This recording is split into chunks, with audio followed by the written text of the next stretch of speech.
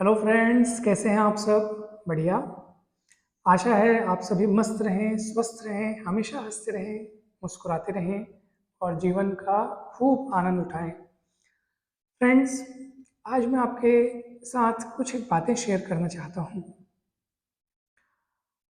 हमने देखा है, हमने पाया है ये कि अक्सर सभी लोग हमेशा इस बात की चिंता में रहते हैं, इस बात के डर में रहते हैं कि उन्होंने अपनी मेहनत से, अपने बल से, अपनी बुद्धि और कला से जो चीज़ें इकट्ठा की हैं, चाहे वो धन के रूप में हो या शोहरत के रूप में हो, तो वे सभी चीज़ें उनसे छीन न जाएं या खो न जाएं, नष्ट न हो जाएं। इस बात की चिंता अक्सर सभी को सताती रहती है, हमेशा उन्हें डर लगा रहता है।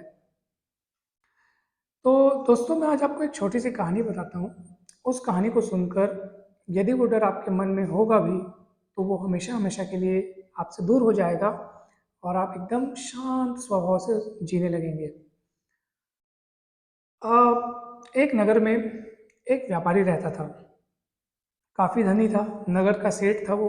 उसने अपने बल बुद्धि से बहुत सारी संपत्तियां इकट्ठा की हुई थी और काफ़ी नाम था, काफ़ी यश कीर्ति थी उसकी उस नगर में। था तो वो व्यापारी, और व्यापार में ऊंच नीच तो होते रहती है। मगर एक बार कुछ ज़्यादा ही उसके जीवन में भूचाल आ गया और उसकी समस्त संपत्तियां धीरे धीरे नष्ट होती चली गई। धीरे धीरे उसका घर भी बिक गया। उसने अपने बाहुबल से, अपनी बुद्धि और कला से, बल से जितनी भी चीज़ें इकट्ठा की थी, सब धीरे धीरे नष्ट हो गए। व्यापारी काफ़ी निराशा में डूब गया। उसे इस बात की चिंता होने लगी कि अब जो चीज़ें हमने इकट्ठा की हैं वो तो नष्ट हो गई। अब हमारे परिवार का गुजारा कैसे होगा, भरण पोषण कैसे होगा, कैसे हम खाएंगे? तो अब उसका एक मित्र था। वो मित्र उसे सलाह देता है कि आप एक काम कीजिए, इस गांव के बाहर ही एक महात्मा रहते हैं, आप अपनी समस्या उन्हें जाकर बताइए, वे जरूर इस समस्या का आपको समाधान बताएंगे। तो वो व्यापारी जाता है उन महात्मा के पास और अपनी पूरी कहानी, पूरी अपनी दास्तां उनके सामने बयां करता है।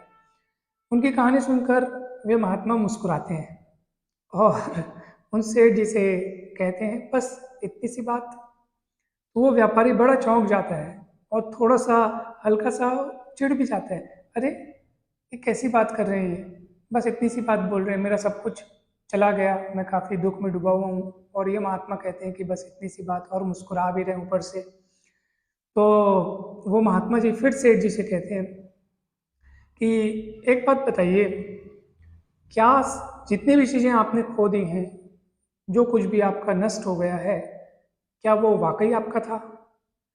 तो वो सेठ जी कहते हैं, हाँ हाँ, मेरा ही था। मैंने ही उसे अपने इकट्ठा किया था, अपनी मेहनत से, अपनी बुद्धि से मैंने ही उसे इकट्ठा किया था। फिर महात्मा जी बोलते हैं, अगर उसे आपने इकट्ठा किया था, अगर वो चीज़ें आपकी थी, वास्तव में अगर वो आपकी होती, तो वो आपसे दूर ही क्यों जाती, नष्ट क्यों होती, क्यों चली गई होती दूर आपसे? तो सेठ जी फिर सोच में पड़ गया, ये क्या बोल रहे हैं, इसको समझ नहीं आ रहा है। तो उन महात्मा से बोलते हैं कि आप थोड़ा सा विस्तार से समझाइए, आप कहना क्या चाहते हैं? मैंने तो सचमुच वो चीज़ें मेरी थी, मैंने इकट्ठा की थी और मुझसे वो दूर चली गई। महात्मा जी फिर बात को आगे बढ़ाते हैं और उनसे पूछते हैं, अच्छा एक बात बताइए, जब आप पैदा हुए थे तो आप अपने साथ क्या लाए थे? आपके साथ कुछ आया था इनमें से, जो भी चीज़ें जो आपने खो दी, आप कुछ लाए थे साथ में? तो वो बोले, कुछ नहीं लाया था साथ में। फिर महात्मा जी पूछे, अच्छा एक बात बताओ, जब तुम मृत्यु को प्राप्त होगे, यानी कि जब तुम इस दुनिया को छोड़ जाओगे, तो अपने साथ क्या क्या लेके जाओगे? जिस बात की तुम इतनी चिंता कर रहे हो, कुछ साथ लेके जाओगे अपने? तो उनको बोलते हैं कि नहीं, मैं तो कुछ भी नहीं लेके जाऊंगा। मैं तो अपनी मृत्यु के पश्चात खुद भी नहीं जानता कि मेरा क्या होगा, मैं कहाँ जाऊंगा, कुछ भी नहीं जानता। बस इतना पता है कि एक दिन मैं मर जाऊंगा और मेरी चिता को जला दिया जाएगा। बस इतना ही पता है मुझे, उसके बाद क्या होगा कुछ भी नहीं पता।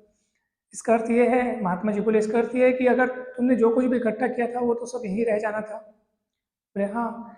तो फिर चिंता आखिर करते किस बात की हो, दुख किस बात का मनाते हो?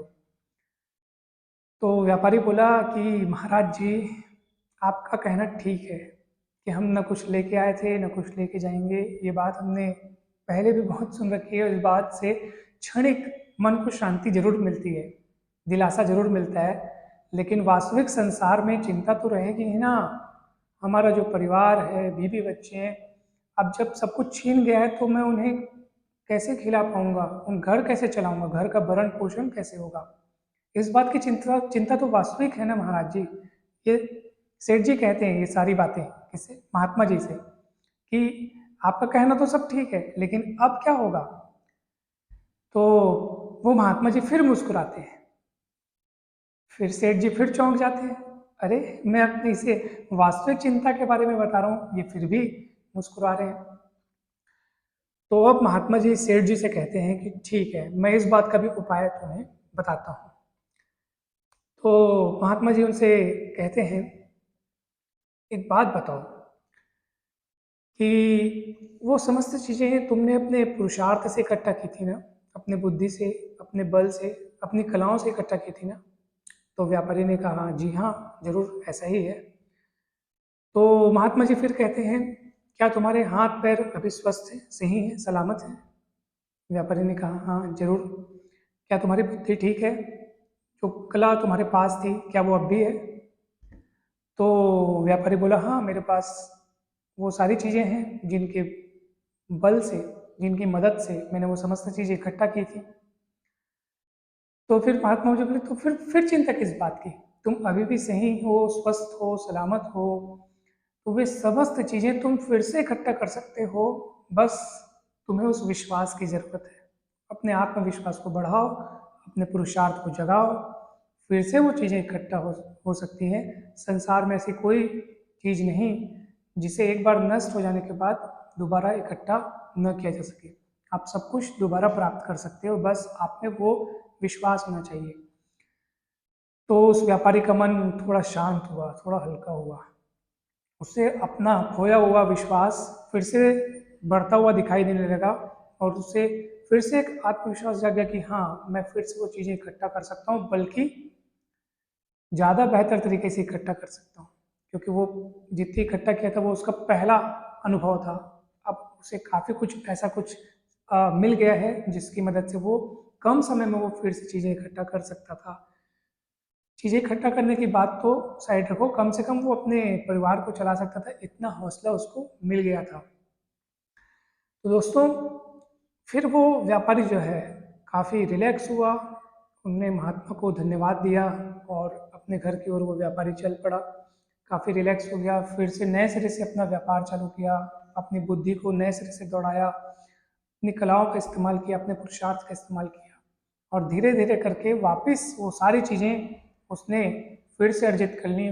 फिर से उसका नाम काफ़ी मशहूर हो गया। ईमानदारी, नैतिकता तो उसके गुण थे ही, इन्हीं गुणों ने उसको काफ़ी मदद भी की, आत्मविश्वास उसका और बढ़ गया और वे सारी चीज़ें उसने फिर से अर्जित कर ली। तो उसके आत्मविश्वास को जगाने भर की देर थी। फ्रेंड्स, इस कहानी से आपको क्या शिक्षा मिलती है? मुझे तो इस कहानी में ये नज़र आता है कि अगर आपके पास कोई एक कला भी है, थोड़ी सी भी बुद्धि है,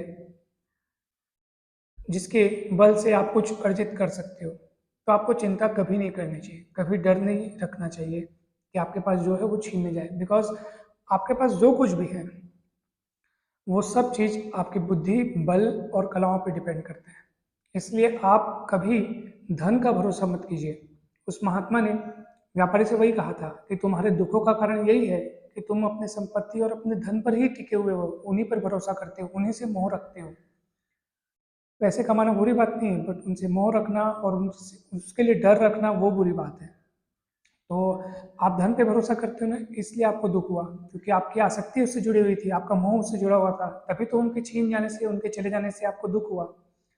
आप केवल एक चीज पर भरोसा रखिए और वो है पुरुषार्थ। वही आपका सबसे बड़ा धन है, पुरुषार्थ, आपकी मेहनत, आपकी कला।